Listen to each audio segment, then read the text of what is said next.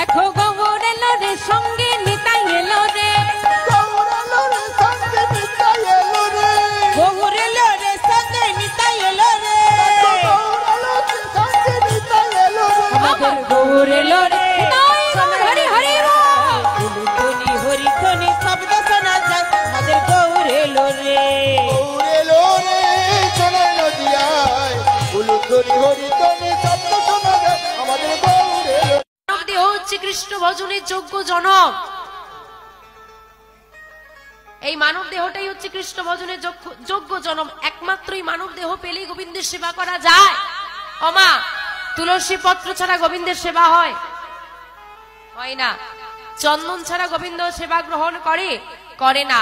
ধরুন আপনি কোথাও বাইরে গেছেন, মধ্যাহ্নকাল হয়ে গেছে, গোবিন্দকে সেবা দিতে পারছেন না, বাইরে আছেন, তার মানে সেদিন আপনার ঘরে আপনার দয়াময় উপবাসে রয়ে গেল কি? তাই তো, আপনি তো বাইরে আছেন, দিতে পারছেন না, তো আপনার কাছে কোনো তুলসী পত্র নেই, চন্দন নেই, কোনো সেবার বস্তু নেই, দিতে পারলেন না, সেবাই রয়ে গেল। দয়াময়কে মানে অভুক্ত রাখতে আছে, সেবা না দিয়ে রাখতে আছে? নেই। তাহলে আমি কি সেবা দিতে পারবো না?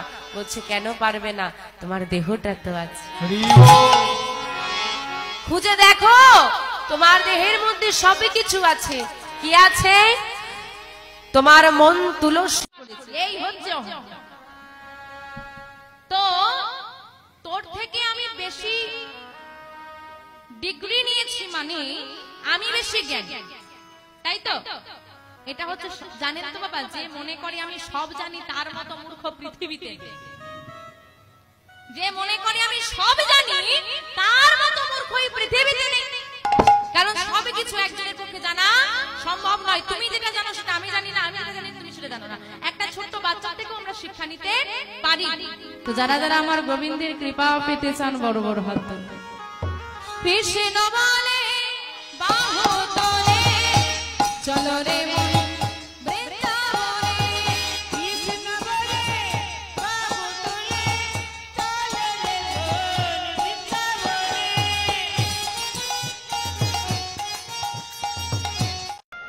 নারায়ণ, শ্রীকৃষ্ণ, শ্রীরামচন্দ্র এবং গৌরহরি, এই চারজনের মধ্যে পৃথক কে, একটু অন্যরকম কে? রামচন্দ্র। গৌরহরি কেন অন্যরকম আছেটা কি? কি আছে? আরে ছবিতে দেখে দেখে বলো না। হাত দুটো উপর দিকে, সব দিয়ে দিয়েছে, আমার কাছে কিচ্ছু নেই, সব নিয়ে নাও। আর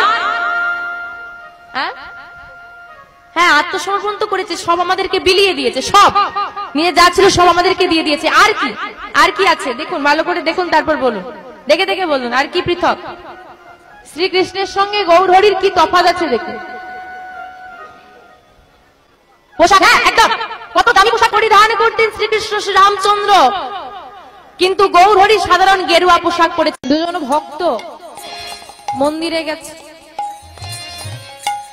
এইবার দুজনেই প্রণাম করছে। আমরা মন্দিরে গিয়ে দয়াময়কে কিছু না কিছু জানাই, তো একজন ভক্ত কাঁদছে আর বলছে, ও ঠাকুর, পৃথিবীতে এত কপাল থাকতে, এত কপাল থাকতে দুঃখ লেখার জায়গাটা কি আমার কপালেই পেলে বেশি? আর একজন বলছে, ও ঠাকুর, দুঃখ থেকে মুক্তি কি করে পাবো বলে দাও। আচ্ছা মা, আপনাদের দুঃখ টুক্ষ আছে নাকি কারো? নেই তো? ও সবার? হায় হায়, কি অবস্থা। তাহলে দুটি প্রশ্ন মন দিয়ে শুনবেন, দুঃখ থেকে মুক্তি পেয়ে যাবেন। দুটি প্রশ্ন কি? আমার কপালে এত দুঃখ কেন? এই দুঃখ থেকে মুক্তি কি করে পাবো জানতে চান? ভজনিতা। ওমা, এই দেহের মধ্যে তুলসী পত্র কোনটা? মন তুলসী। তাহলে তুলসী হলো চন্দন, কোথায় পাবো? বলে কেন ভক্তি চন্দন, ভক্তি চন্দন। তাহলে চন্দনটা কি হলো? ভক্তি চন্দন। মনটা দিয়ে দাও, ভক্তি চন্দন মর্দন করি, নয়নের বাড়ি নিবেদন করো, তাতেই ভগবান তোমার ঘরে বশ হইয়াছে। হরি বল, হরি বল। আর কিছু করা লাগবে না, আমার গৌর হরি এটুকু পেলে। আচ্ছা, আমার গৌর গুণগান গাইতে গিয়ে কারো কখনো দুঃখ হয়েছে, সুখ হয়েছে? তাই বলছে এ দাস লোচনে বলি গোরা গুণ গাও সুখে, এ রসে যার মতি না হইবে। এ রসে মানে কোন রস? মিষ্টির রসে? রাধে রাধে, নাম রূপ রসে। এই রসে যার মতি না হইবে, আমি আগেই বলেছি নাম শুনতে সবার ভালো লাগে না, তো বলছে কি এ রসে যার মতি না হইবে কি হবে তাদের? এ দাস লোচনে বলে গোরা গুণ গাও সুখে, এ রসে যার মতি না হইবে, চুন কালি তার মুখে নিতাই গৌর হরি হরি হরি বল। তাই ভজ নিতাই, এবার ভজ নিতাই।